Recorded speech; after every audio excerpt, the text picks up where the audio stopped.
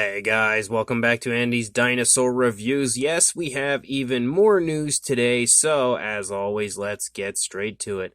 The very first thing that I have for you guys is actually some brand new images of the Spinosaurus kit that's coming from X-Plus. These were actually sent my way thanks to no_way_Jose_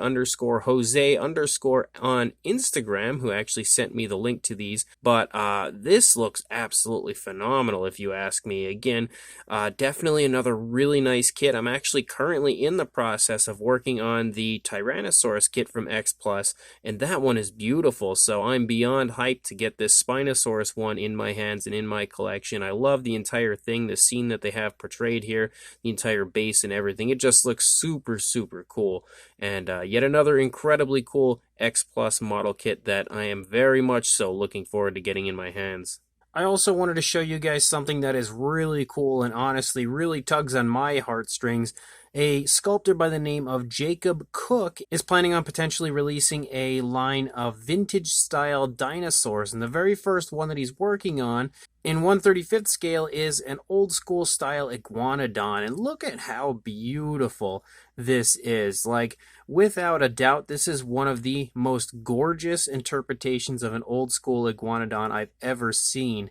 And just looking again at how good this looks with the sculpt, and now with the paint, you can see the painted version with this image. I am just beyond interested in these models, and I'm hoping to see a lot more from Jacob Cook in the future, because again, specifically with this Iguanodon, would absolutely love to check this one out in person. But definitely, again, something that personally I am a massive fan of is old school dinosaurs, and that's probably one of the most beautiful I've ever seen. And I also wanted to show you guys something else that is really cool, and I think a lot of you guys will be very interested in. A sculptor by the name of Max, who goes by Reptimax, is working on a really cool Maposaurus figure. This is a posable Maposaurus figure, I believe, with a rubber-style material, and it looks really cool. Like, he has done a very good job on honestly every aspect of this. I think the sculpt looks very nice, the fine detail looks very nice, it's quite sizable as well, and it's got some nice paint apps to it. Again, very nice naturalistic paint apps, and I'm always down for any sort of like a rubber dinosaur figure, and this probably looks to be one of the coolest that I've seen in quite some time.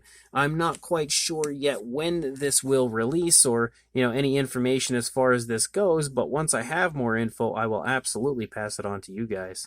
And then we're going to head straight to the Mattel news, because a thank you goes out to Collect Jurassic as well as Dino Mike Mac, as a combination of who I acquired these images from. But we've got quite a few new reveals today for their upcoming Epic Evolution line, and the very first one is one that I think looks super cool. We have the Kelescus, and this one looks awesome. Like, very nice sculpt, very nice paint apps. Definitely one of the figures I would say I'm most looking forward to from this current line from Mattel, and definitely, again, an improvement, I would say, when it comes to the paint apps over older Mattel stuff. So very much exciting to see, some new paint apps being added to the figures, just a little bit more paintwork, making them look better, in my opinion. We also have the Craterosaurus, and this one also looks pretty nice. It's hard to really tell how good the paint apps look on this one, because I kind of would like to see if the spikes there on the end of the tail have paintwork on them. It doesn't look like they do. If they do, I'll definitely be a fan of it. If they don't, it's a little bit upsetting, I think, because it had potential to be better, but even still, it's a very nice sculpt, and the paint apps, that we can see here look pretty decent. Not anything amazing, but not bad by any means at all. And then we also have the Poposaurus, and this one is one that I think many people are very much so looking forward to, myself of course included. Sculpt wise, I think it looks really, really nice, and paint wise as well, definitely pretty nice. There's always room for improvement at this point, I would say, when it comes to a Mattel paint job, but this one looks pretty decent overall. I just feel like the light coloration running a little further out would have been nice, but overall, definitely a very nice looking figure. We've also got some more images of the 2-pack featuring the Eoraptor and Stegosaurus, and the Eoraptor I'm not super sold on. Sculpt-wise it looks okay, but the paint is pretty boring on it, pretty bland, so definitely not a big fan of that. But the Stegosaurus I think looks a lot nicer. Again, nothing really crazy going on paint-wise, and it looks like there's almost the bare minimum as far as the paintwork on this particular set, but it is nice naturalistic, I would say, and definitely, again, very exciting to have a Stegosaurus in the Mattel line, as well as an Eoraptor. We also have the Tundra Habitat Gigantic Trackers Triceratops, and I really don't know how to feel about this one. I think it definitely looks better in this inbox image than it did with the initial images that we had seen of it, but I'm still not entirely sold on it. I think, the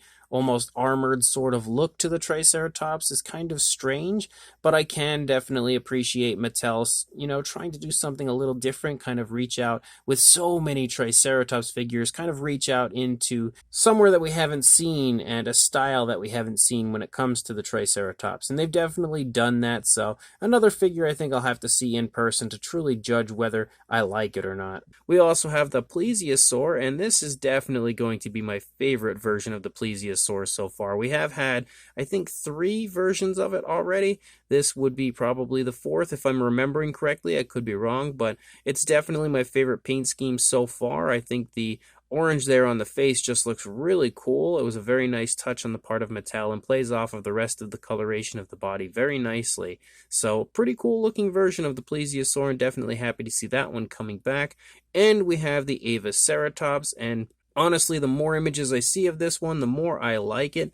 I just love this paint scheme that we have going on here. Almost gives me like polar vibes or something, but it's looking really cool. Very nice sculpt, of course, but definitely a fan of the paint apps. Could have used a little more running out onto the tail, but I still think it looks pretty cool. And the final one is the Ruthless Rampage Allosaurus, and this one looks pretty cool, but I'm not entirely sold on it. I think it looks kind of strange at the same time, and I really can't quite pick up on what I think looks strange on it, but overall, it's neat to have a different sculpted version of the Allosaurus coming out. It looks like it's pretty fun, potentially has noises and stuff as well, which is pretty cool. And again, when you get some of the closer shots of the face, I think it looks pretty nice. I think the teeth might be one of the things that looks a little awkward to me. I'm not too sure why. But it's one of those figures I think I really need to see in person to truly decide how much I like or dislike it. But at this point, it looks pretty cool. So as of right now, guys, that's all the news I've got. When more comes out, I'll be sure to send it your way. But until then, please like, comment, and subscribe, and I will see you in the next video. Thanks for watching.